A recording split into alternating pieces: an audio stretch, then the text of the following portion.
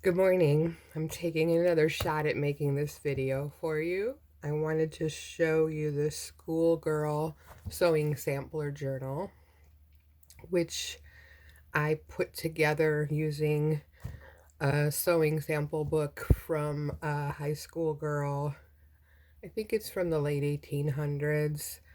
I wanted to really honor her work and make something that also honored sewing, and I ended up with two journals instead of one, but this is the first journal, and I'm going to go through it rather quickly, but you'll see the samples in here, and you'll see her name. Frances Cavanaugh is her name, and a lot of her handwriting, which the handwriting I copied because it was so large, so I wanted to make it work in the journal, so I made copies and coffee dyed the copies. But here's the cover with just a simple tie, fabric tie, and a poem from 1918, a handwritten poem about friendship, some antique laces.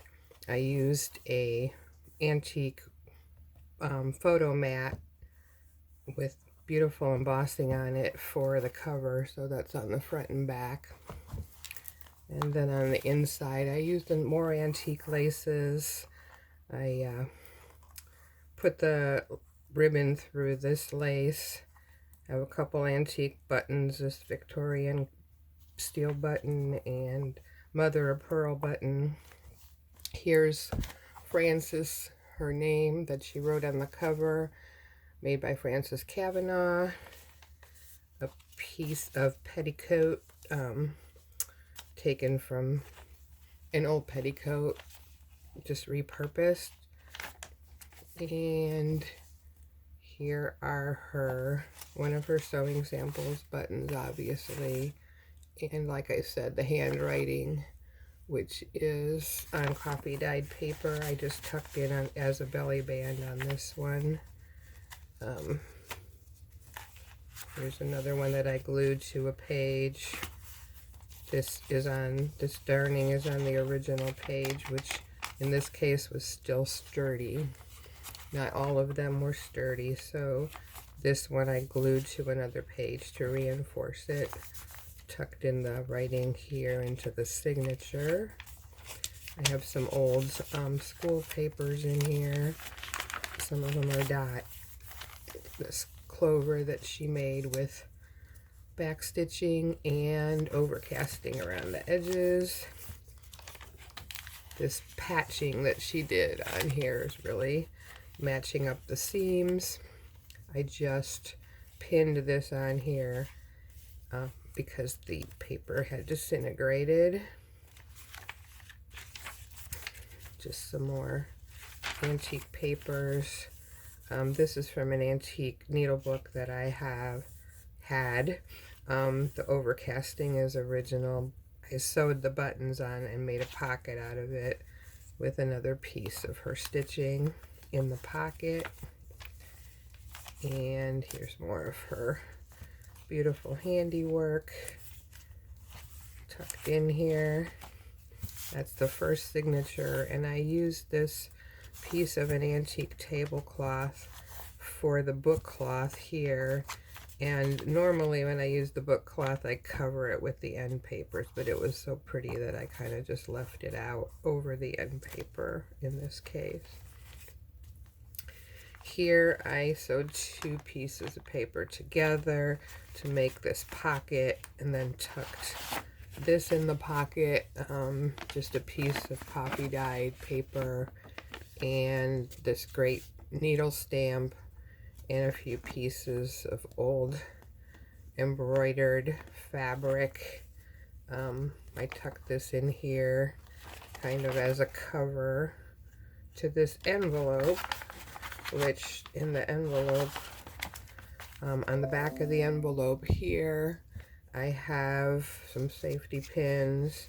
These are on the original cards. I did add the snaps here, and this is another one of her papers that she talks about needles and thread sizes, so I thought that was really nice in here. Just made a little pocket out of old lace, lace embellishment.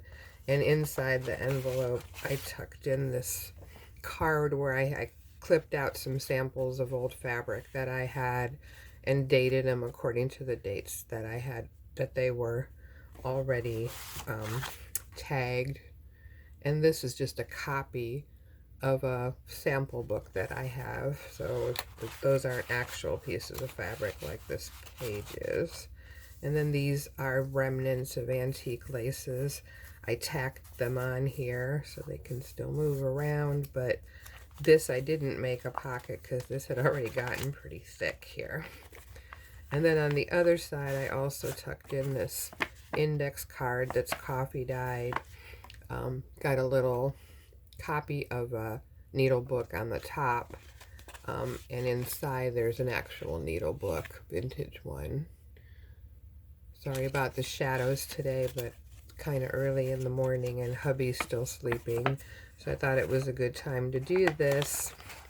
And then I made another pocket out of another piece of that needle book here, and I tucked in a couple little needle holders, and this one still had the threads in it attached to the needles. I thought that was cool. And then on this page, I just glued a couple of pieces from a book. Like this one is about making a needle book, and this one is about overcasting. So I thought they were cool here. And then another book page that I sewed into the signature. More school paper, more samples, this great book page, and then this great piece of music paper. Here's another sample in here, and then this is the other side of those pages. So this slides in, and then I just folded it in a way where it made a little pocket for this sample. And must have a lot of cotton in this. It's really thick and it feels like it's got cotton in it.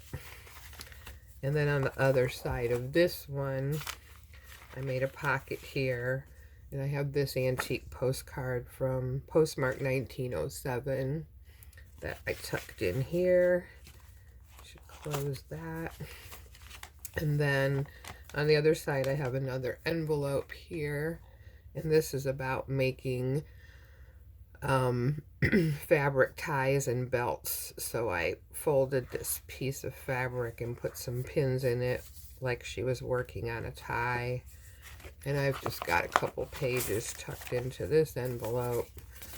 These are copies. This is copies of some notes I found in an old sewing book, and a copy of some great images of sewing tools.